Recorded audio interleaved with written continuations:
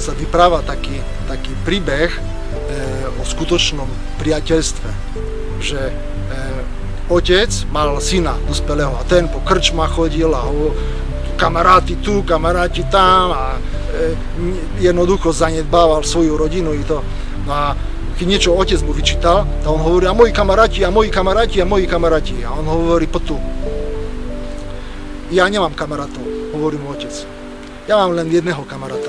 A vyskúšajme, ty svojich kamarátov a môjho kamaráta, priateľa. Tak syn súhlasil. Zobrali ovcu a ju zarezali. A jak krvácala, tak ju strčili do mecha. Ovca je približne rovnaké váhy ako človek. Teraz povedal otec synovi, vezmi tú ovcu na plecia, ten mech, a iď ku svojmu kamarátovi a povedz, že si zabil suseda, aby ti pomohol.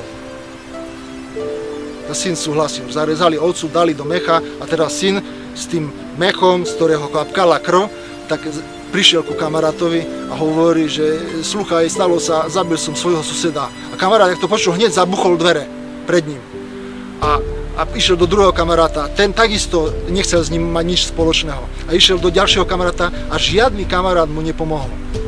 A potom prišiel skormutený domov otcovi a mu povedal, že čo sa stalo. A otec hovorí, vidíš, to neboli kamaráti, bo kamaráta poznáš v núdzi. A hovorí, teraz íď za mojím kamarátom.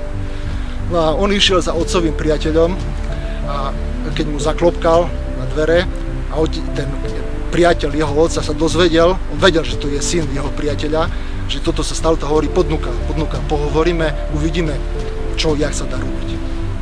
Ho prijal, že nejak budú riešiť tú situáciu. To bol skutočný priateľ. Jeho otec mal len jedného priateľa. Takže priateľ je veľká vzácnosť. Keď náhodou takého máme, čo málo kto má, tak si ho treba ceniť a byť k nemu taký istý, ako on je k nám. Verný.